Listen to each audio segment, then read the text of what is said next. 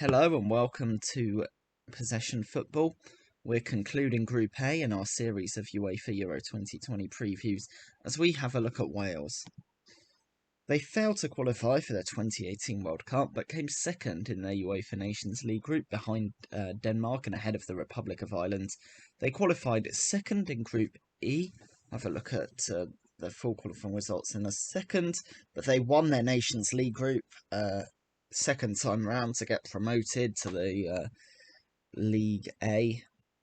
They've started their 2022 World Cup qualifying with one win and one loss, although that was away to Belgium. They have two friendlies before the tournament starts, away to France and at home to Albania. And they're in Group A. They play Switzerland and Turkey in Baku, along with Italy in Rome. Now, in qualifying, you can see they came second behind Croatia and ahead of Slovakia, Hungary and Azerbaijan. A close group, and they did have two losses in their first three games, but they got the job done with a late win at home to Hungary in the final game, and that was enough. Now, officially, their manager is Ryan Giggs. Giggs was, of course, a legendary player. So many awards and trophies at Man United. In the end of his career, with the sacking of David Moyes, he became interim manager while he was still a player. He then retired from playing and became Louis van Gaal's assistant manager, but resigned when Jose Mourinho came in at United. That was in 2016. In 2018, he was named the new Wales manager following the departure of Chris Coleman. And you can just see all the things he won as a player there. 13 Premier League titles, 4 FA Cups, 3 League Cups, 9 Community Shields, 2 Champions Leagues, 1 Super Cup, 1 Intercontinental Cup, a Club World Cup, 2 Young Player of the Year, 6 times named in the Team of the Year, named in the Team of the Century, won the Players Player of the Year, the Tribute Award, the Bravo Award, Sports Personality of the Year, Welsh Sports Personality of the Year twice, GQ Sportsman of the Year, United Player of the Year, United Young Player of the Year, United Players Player of the Year.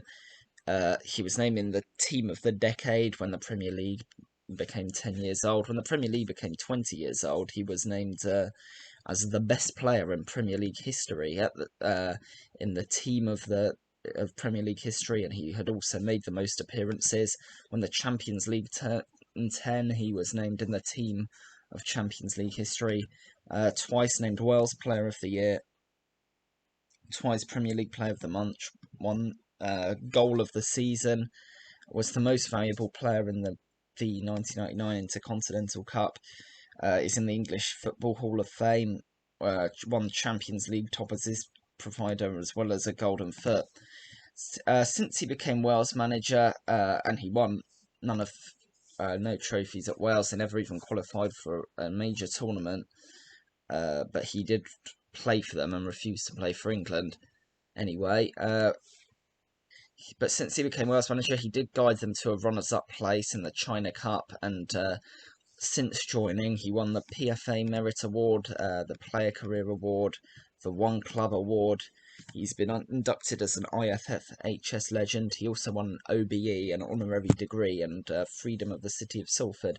A glittering career, and there was a lot of hope that he'd develop as a manager at Wales and take them far, but unfortunately, this all came to an end due to an alleged case of assault, which he has now been charged for and will appear at court. He is still the official manager, but the caretaker manager right now is Rob Page. Page started his managerial career at Port Vale in 2014, promoted from assistant manager when Mickey Adams was sacked, and he did well there. In 2016, he went to Northampton Town, sort of an upgrade from the 4th tier to the 3rd tier, but he was sacked after not doing that well in the league, and he was eliminated by Stourbridge, a non-league side in the FA Cup. He then became Wales under-21 manager at 2017 till 2019, but he became assistant manager of the senior side when Ryan Giggs arrived, and after that court case in 2020, he has been caretaker manager ever since. Obviously, a much less glistering list of trophies. Very few players can match Giggs in that. He hasn't won anything as a manager yet, but he was a bit of a cult hero at Watford when they were in the old second division. That's the third tier of English football. He won that and then won the first division playoffs to reach the Premier League. And he was named Watford's Player of the Season as well. I think it might be a bit of a stretch to consider he gets his first managerial trophy at the Euros, but we'll see. He has named a 28-man squad. 2 outfield players must be cut.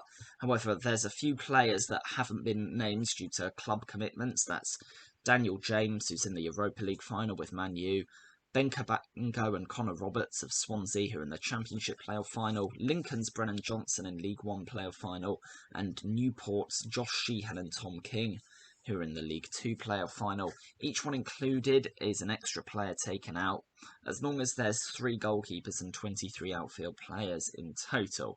The final squad doesn't have to be named to the 1st of June, but this is what he's named so far. Starting with the goalkeepers, Wayne Hennessy has for a long time been Wales' number 1, but Page was the first manager to have the bottle to actually drop him. He hasn't been playing regular football for years and has had an injury-hit campaign. He's played just 1 game for Palace, and Page has finally replaced him with this man, Danny Ward, who doesn't play regularly for Leicester really, with just 5 games this season, but he has overtaken Hennessy and will probably start at the Euros. The third choice goalie is Adam Davies of Stoke City.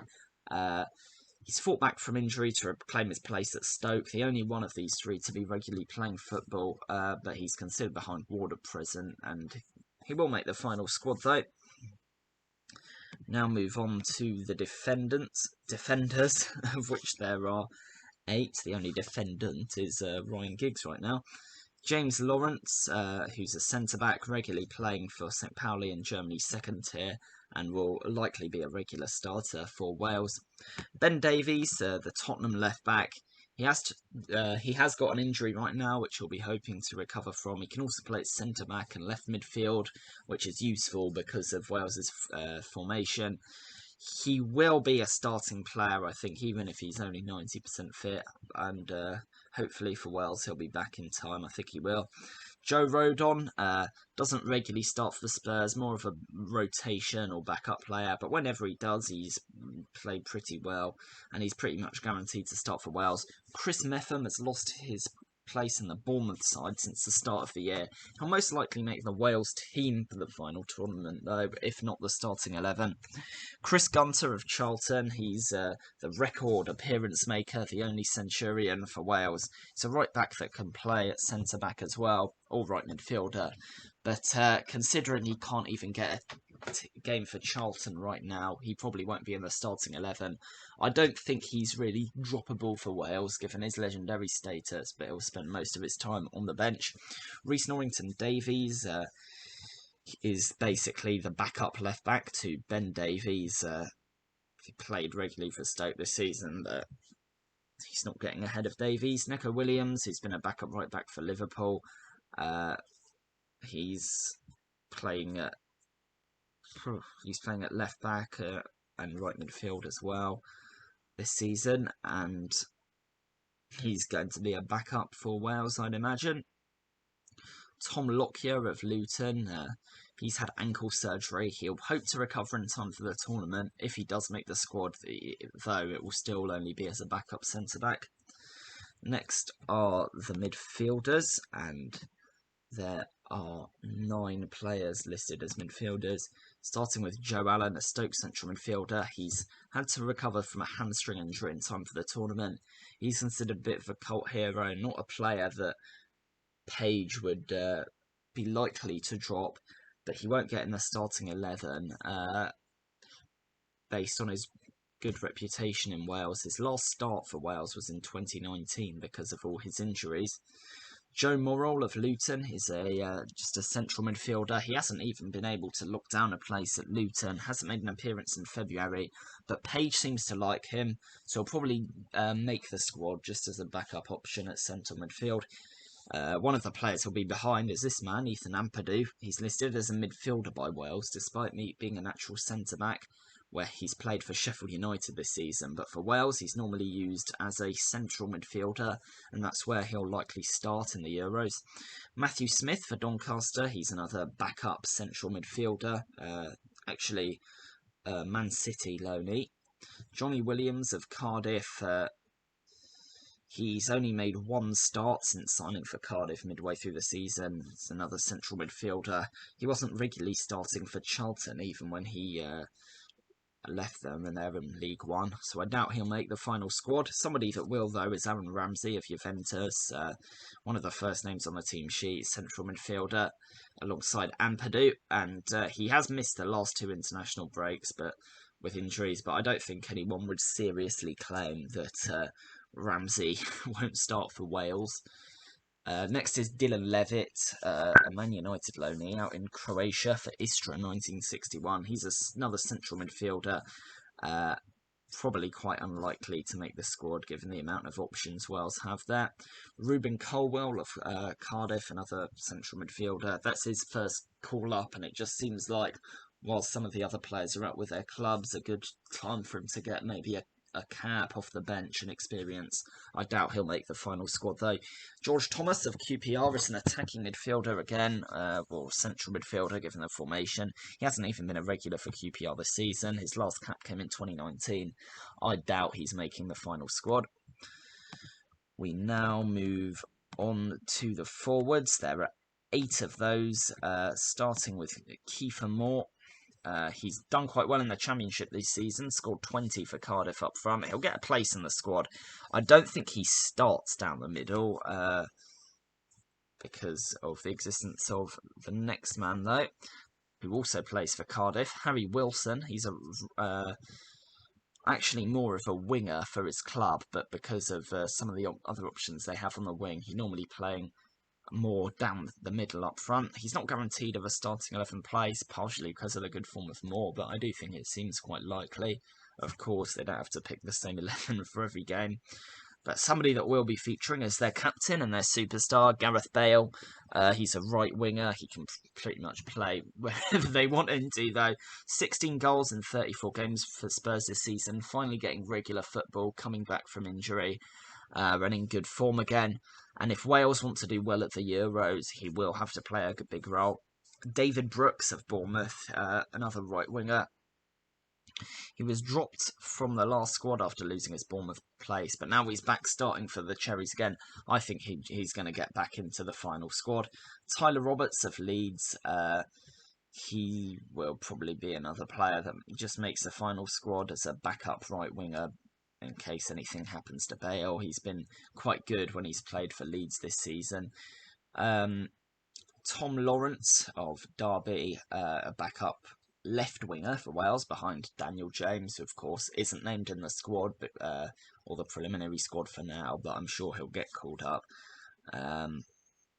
He's a good backup for Derby. He's done all right, and certainly another option for them.